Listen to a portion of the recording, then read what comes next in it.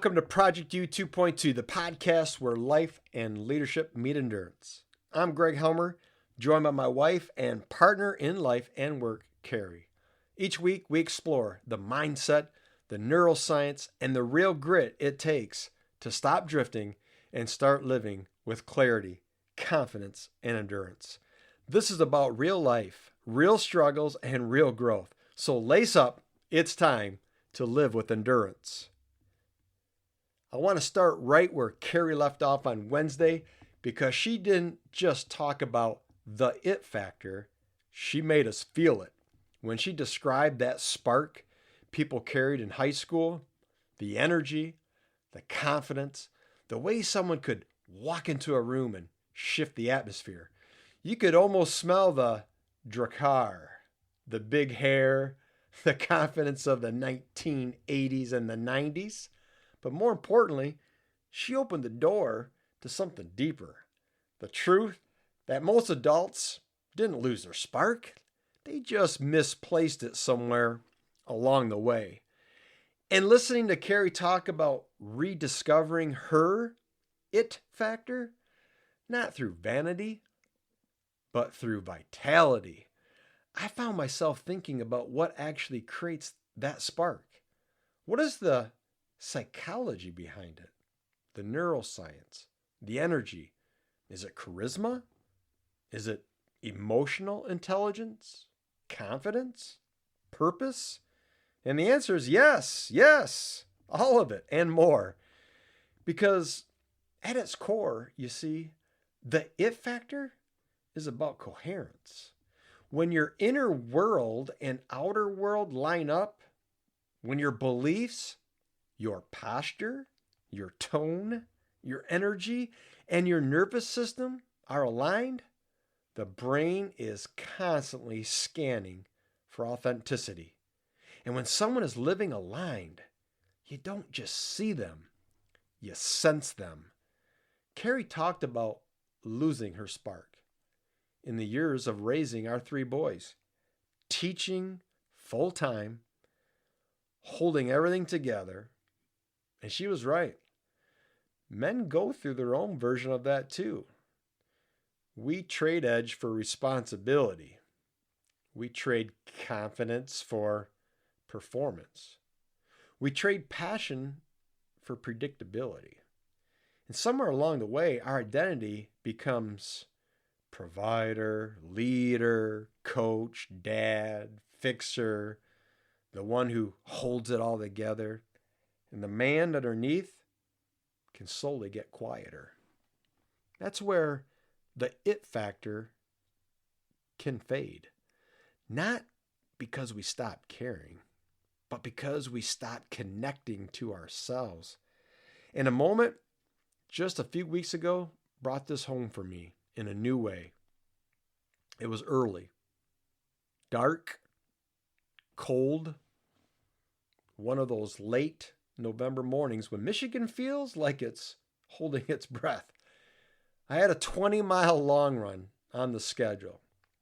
One of the final big efforts before the marathon that I ran on December 14th. I parked near the shoreline of Lake Michigan, stepped out of my truck, and the world just looked muted. The lake was unusually warm from the long summer, but the air was cold enough to sting a little bit. And where those 2 pockets of air collided, a thick fog rolled off the water like smoke pouring across the sand. I couldn't even see the actual shoreline. I couldn't see more than 10, 15 feet in front of me. Just the gray, misty in-between of day trying to wake up. And as I started my first few miles, the fog, it felt symbolic, like the kind of season in life where you know you're moving, but everything still feels a little dimmed. Your direction is there, but it's hard to see. Your purpose is there, but it's blurry. Your spark is there, but it's quiet. Psychologists call this emotional occlusion. When fatigue, stress, and overload block the clarity of who you really are. It's not failure, it's fog. And if you're not careful, you confuse fog with identity. But somewhere around the mid miles, 10, 11 miles into it, something shifted. I realized I didn't need to see 20 miles ahead. I didn't need clarity for the full shoreline or the next trail. I just need enough visibility for the next quarter mile, for the next 100 meters. And as I focus on what I could actually see in front of me, the rhythm of my stride, the sound of the waves, the steady breath in my chest, the rest of the world faded into the background. And that's when a deeper spiritual truth hit me. Running in that fog that morning reminded me of how faith actually works. And regardless of your religion or your calling or your belief system or values, I know I want God to show me the whole path, the big picture, the long view. I want to see the whole shoreline. But most of the time, that's not what He gives us. Most of the time, He gives us just enough light for the next step. Not the whole plan, not the whole future, just what's right in front of us. And in that quiet moment on that long run, I felt this internal nudge. And believe me, I think a lot when I'm running. This nudge was not loud, it wasn't dramatic, but it was steady. The voice was, Greg, I'm not asking you to see everything. I'm asking you to trust me in the fog. And you see, that's the spiritual core of this whole conversation about the it factor, at least from my perspective. It's not just about confidence or style or energy. It's about trust. It's about alignment between your steps and your spirit. Because when someone walks through fog with faith, not certainty, but trust, you can feel it in them. Their presence changes. Their posture changes. Their spark changes. And on that morning, by the time I finished the 20-miler, the sky was starting to lighten. The fog didn't magically disappear, but it had thinned just enough to reveal what had been there all along. The beautiful shoreline, that path along the dunes, the steady ground under my feet. And I realized my spark wasn't gone. It was underneath the fog, waiting for visibility, waiting for breath, waiting for space. That's what I want you to hear today. Your it factor isn't behind you. It's behind the surface. It's beneath the surface. It's waiting for clarity. It's waiting for permission. Your it factor is waiting for belief, waiting for trust in yourself, in your higher calling, to walk the shoreline with you. And neuroscience, I believe it backs this up. When you reconnect with the values, beliefs, and identity that make you feel alive, your brain lights up. The dopamine rises, cortisol gets choked out. Emotional bandwidth expands. Your nervous system recalibrates.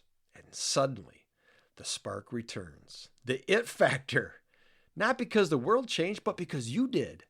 Let me say this. The way Carrie shows up, she still has the it factor. Whether she's dressed up for a date night or walking into the room in a hoodie with messy hair, she carries an alignment that radiates.